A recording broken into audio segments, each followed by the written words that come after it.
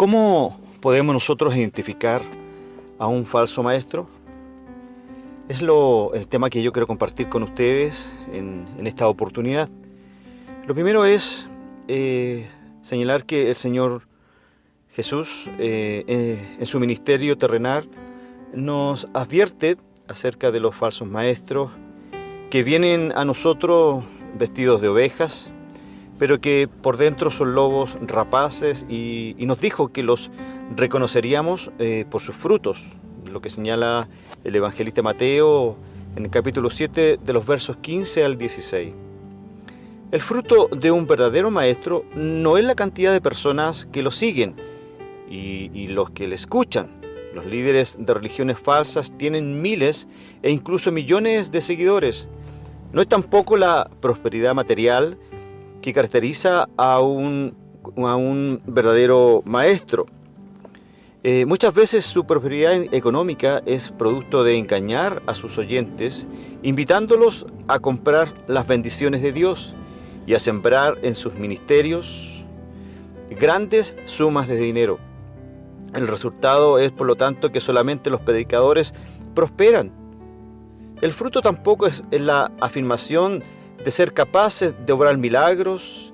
El diablo y sus emisarios, recordémonos que también tienen ese poder permitido por Dios para engañar a quienes aman más la mentira que la verdad dentro de su soberanía y sus propósitos divinos.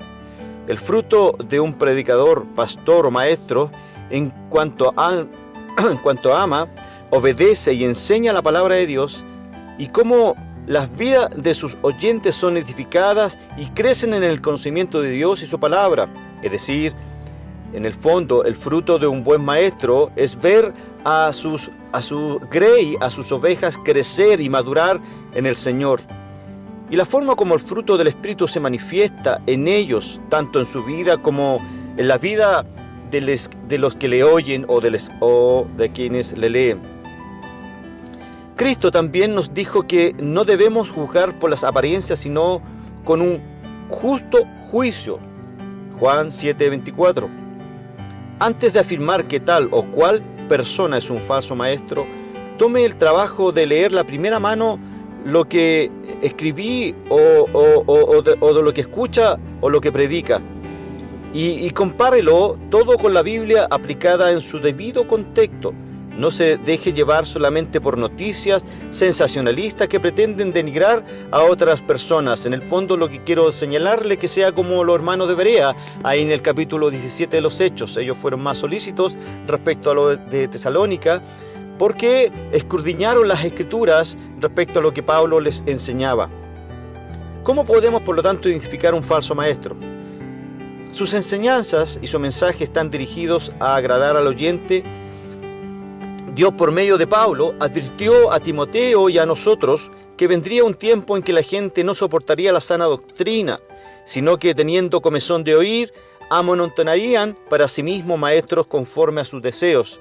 Es lo que la exhortación que le hace a Timoteo en su segunda carta, el capítulo 4, verso 3. Es decir, que rechazarían la palabra de Dios por considerarla muy dura y buscarían maestros que enseñen solamente lo que ellos quieren escuchar. Todo lo que los haga sentir cómodos, grandes, poderosos e importantes.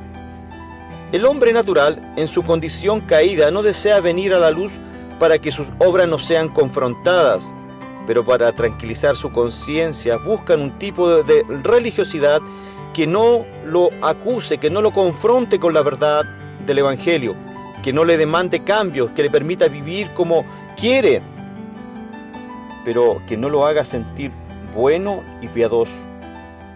Muchos ni siquiera pueden predicar a Cristo como el único camino de salvación y reconocen como hermanos a cualquier persona de cualquier religión. Estamos hablando de un ecumenismo.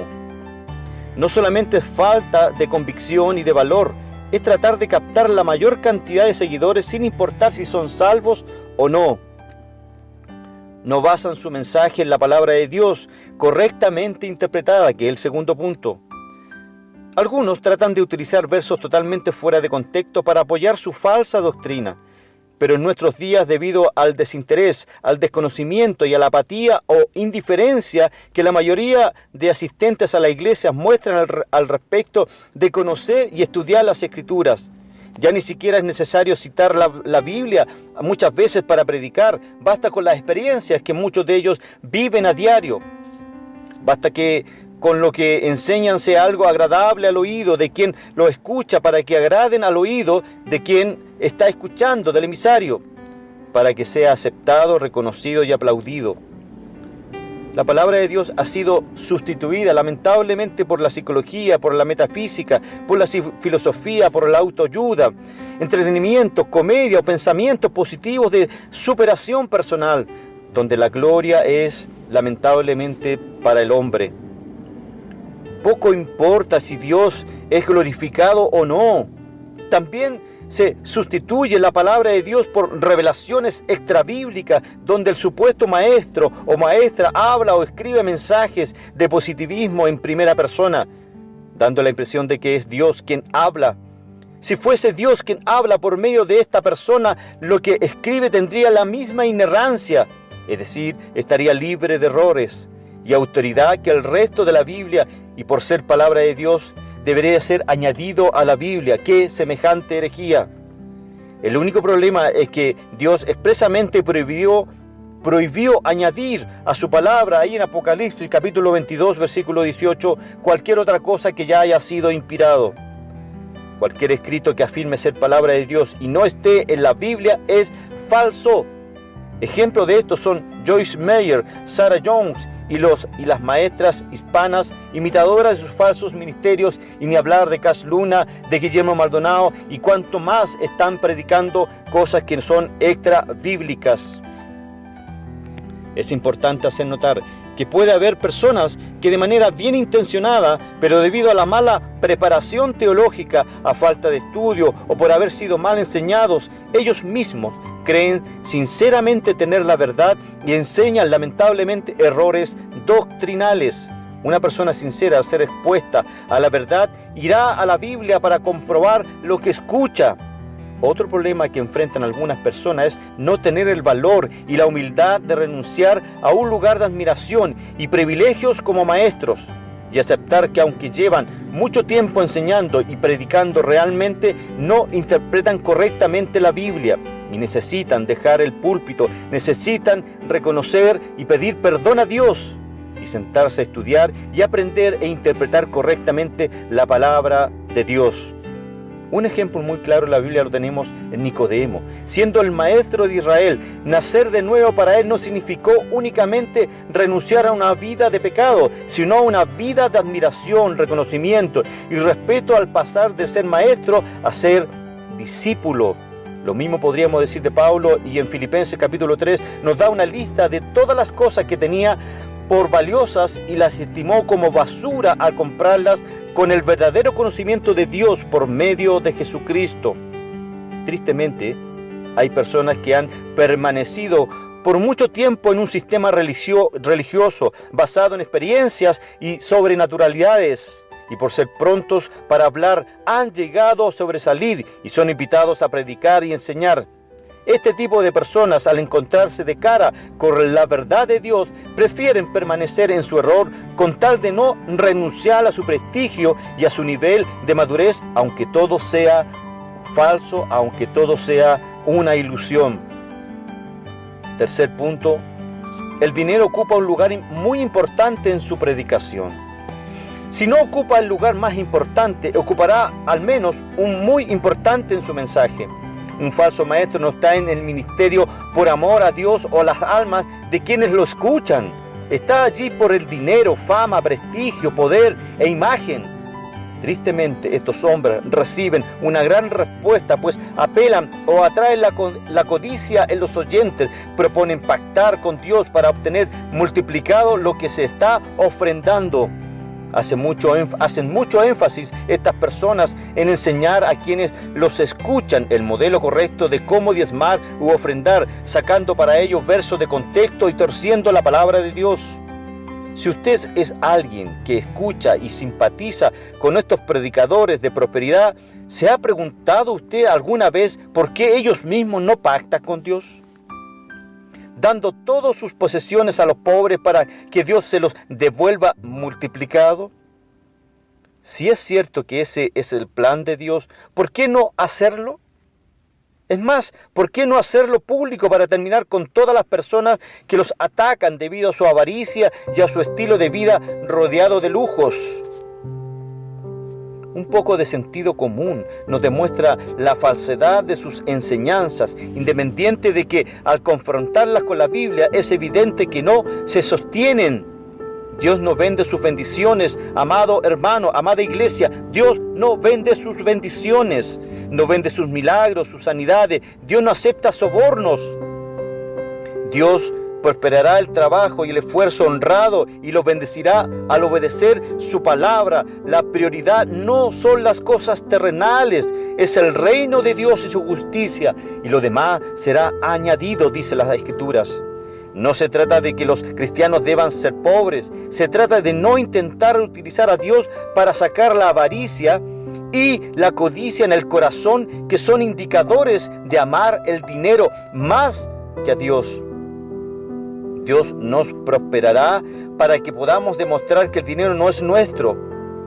Es decir, Dios no nos va a prosperar para que nosotros podamos mostrar que el dinero no es nuestro Dios, sino que lo hace para que podamos ayudar a que su palabra llegue a más personas y podamos extender nuestras manos a los necesitados. Cuarto punto que quiero compartir con ustedes: su mensaje no promueve la santidad ni busca la gloria de Dios. Estos falsos maestros, falsos predicadores, en su mensaje no atacará el pecado en nosotros, ni nos motivará a rendirnos a Dios.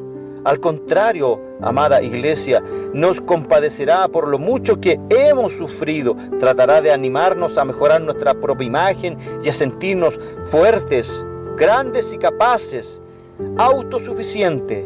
El hombre, por definición bíblica, es malo, perverso, engañoso, pecador y no tiene inclinación natural a lo bueno. Le es imposible cambiarse a sí mismo. De igual forma que un leopardo no puede quitarse la mancha, no busca a Dios y se ha desviado del camino de la verdad. Es debido a esto que necesitamos un Salvador que nos reciba únicamente por gracia, regalo inmerecido, porque no tenemos nada que podamos ofrecer a Dios que tenga ningún valor. Nuestras obras más justas son como trapos de inmundicia ante un Dios santo. La Biblia enseña que todo lo que hagamos debe ser enfocado a darle la gloria a Dios. Nuestra vida, nuestras mentes, nuestro sufrimiento, aún nuestras redes sociales, aún nuestra muerte debe ser para glorificar a Dios. Quinto punto: el centro de su evangelio es el hombre y no Cristo. Para un falso maestro, el hombre es tan importante que Dios no puede permitirse perderlo. Según ellos, fue por eso que Dios envió a su Hijo. Ellos afirman que el hombre es poderoso, pues posee poder creativo en su boca para decretar bendición o maldición sobre otros y sobre sí mismo, para activar las cosas buenas que desean y para cancelar los problemas, pruebas o aflicciones. Poco importa si Dios mismo ha permitido que vengan a sus vidas para moldear su carácter. Para ellos, realmente la soberanía de Dios no es importante, pues si el hombre decreta o cancela, Dios está obligado a obedecer. El arrepentimiento para ellos es un cambio de mente, pero no para pasar de pecado a santidad como enseña la Biblia, sino de una mente negativa a una mente positiva. Esto, de acuerdo a las Escrituras, es morir con una actitud positiva en pecado bajo el engaño de una falsa salvación y caminar de manera muy optimista a condenación eterna en el infierno. El sexto punto que quiero compartir es que su Biblia es positiva. Positiva entre paréntesis, pues aunque toda la palabra de Dios es buena y perfecta, para un falso maestro todos los pasajes de advertencia, reprensión o juicio deben ser excluidos de la predicación, mientras que todas las promesas, sin importar su contexto, ellos afirman que están dirigidas a sus oyentes, pues la idea es agradarlos a ellos, aunque no se agrade a Dios. No se estudia todo el consejo de la palabra de Dios, sino solo aquellos versos que convienen y que gustan a nuestra carne. Si el pasaje, enseña o verso es contrario a lo que el hombre quiere hacer, simplemente hay que ignorarlo o reinterpretarlo de manera que sea más conveniente. Puede ser cultural y que sea más conveniente y ya no se aplica a nosotros, o puede ser una alegoría espiritual que no nos obliga en ninguna manera. Esto es absolutamente una herejía, es falso. Incluso hay quienes afirman que si la Biblia contradice lo que ellos enseñan es porque todas las diferentes traducciones de la Biblia están equivocadas o fueron intencionalmente amañadas. Lo trágico es que los oyentes les creen estas mentiras. La Biblia nos dice que la hierba se seca y la flor se cae, mas la palabra de Dios permanece para siempre. No hay 7 ni 3, hay solamente 2 significados o interpretaciones. Una es correcta y la otra será incorrecta. Nosotros elegimos si aceptar la palabra de Dios y obedecerla o rechazarla. La palabra de Dios no se adapta a las épocas y a los hombres. Tampoco está sujeta a la aprobación o desaprobación del ser humano. Es la palabra de Dios, nos guste o no nos guste. Como último punto, los falsos maestros se denigra la persona de Jesucristo. ¿Cómo lo hacen? Buscando agradar a sus oyentes. Hay quienes enseñan que el hombre es un pequeño Dios con minúscula, que tiene poder creativo en sus labios, autoridad sobre la vida y la muerte, y que es exactamente igual a Jesús. Ellos afirman que Jesús era solo un hombre hasta que fue revestido del poder del Espíritu Santo. Joel y Victoria Austin hacen aquellos. Otros afirman que el Espíritu Santo le dio una profecía donde Jesús decía que él nunca había afirmado ser Dios. Kenneth Copeland dice esto. ¡Qué herejía! Quien además afirma que un creyente no es parecido a Jesús, sino exactamente igual a Jesús.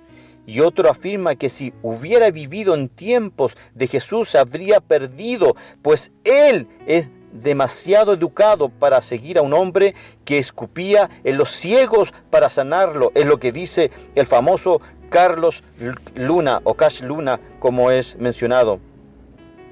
Estos comentarios son blasfemia que atacan la persona y la deidad de Jesucristo en un intento de agradar al hombre, elevándolo, aunque eso implique denigrar al Señor. Lo triste es que quienes se identifican con el pueblo de Dios dicen amén entre risas y aplausos. A modo de ilustración, el día de ayer conversaba vía telefónica con un pastor que conozco. No voy a dar su nombre por respeto a él y a la congregación al cual él ministra. Y me decía que por mucho tiempo estuvo enseñando el discipulado de Guillermo Maldonado. Y que hoy, cierto, está con otro personaje que no recuerdo el nombre. Pero ¿cómo es posible que un siervo del Señor esté discipulando en su iglesia con los escritos de Guillermo Maldonado, un falso maestro, un falso apóstol? Iglesia, despierta. Aquellos que están en esa iglesia deben huir. Ese es el consejo de la palabra de Dios. Se presenta, amigos, como evidencia de la aprobación de Dios al realizar milagros y sanidades. La mayoría de los seres humanos tienen temor a la muerte y a las enfermedades. Muchas personas sufren en su propia persona o en su familia de enfermedades y buscan la solución. Muchas personas han sufrido por mucho tiempo y se aferran a las promesas que han escuchado de que Dios siempre sana y que no es la voluntad de Dios que una persona esté enferma. Es cierto, Dios tiene poder y es cierto, Dios sana. Pero es importante saber que Dios sana de acuerdo a su soberana voluntad, no a todas las personas, no en todos los casos. La enfermedad y la muerte entraron al mundo por causa del pecado de Adán y en algunos casos las enfermedades son consecuencias directas de pecados y de las personas que abusan de su propio cuerpo con adicciones. No en todos los casos. Lo que sí es verdad es que en todos los casos Dios lo permite y Dios tiene un propósito que solo Él conoce. Los milagros no son la certificación de que una persona viene de Dios. En 2 de Tesalonicenses, en el capítulo 2, versos 2 y 19, vemos que el anticristo tendrá el poder de hacer señales y prodigios, es decir, milagros, para engañar a los que se pierden por no recibir el amor de la verdad, para ser salvos. Satanás tiene ese poder y le confiere a sus ministros, y Dios lo permite como juicio para quienes no reciben la verdad, sino que se complacen en la iniquidad, en la mentira. Amada iglesia, si reconoce alguna o todas estas características que he mencionado en estos 5 o 6 puntos, es uno de sus maestros o predicadores favoritos, Cas Luna, Guillermo Maldonado, Copeland. Por favor, tome su Biblia y pídale a Dios en oración que lo ayude a tener sed de su palabra. Estúdiela en su debido contexto y examine todo lo que escucha y lea. Si encuentra que algún predicador, inclusive yo mismo, o maestro, no enseña sana doctrina, deséchelo, confróntelo. ¿Por qué es importante hacerlo? Porque es un falso maestro, es un emisario de Satanás, y su objetivo no es que usted pierda bendición, sino que sea condenado eternamente por creer un falso evangelio que adora a un falso Dios con minúscula y que es incapaz de ofrecer verdadera salvación, mientras que ellos se enriquecen a costa de su fe en ellos. Acostúmbrese a examinar todo lo que escucha o lee a la luz de la Biblia. Examine también lo que acabo de enseñar en este comentario, sea más noble como los hermanos de Berea, según Hechos capítulo 17, versículo número 11. Pues bien, les dejo este estudio para que ustedes puedan razonar, pensar y ver, ¿cierto?, cómo el enemigo está atacando las iglesias. Que Dios les bendiga y nos vemos en otra oportunidad. Chao, chao.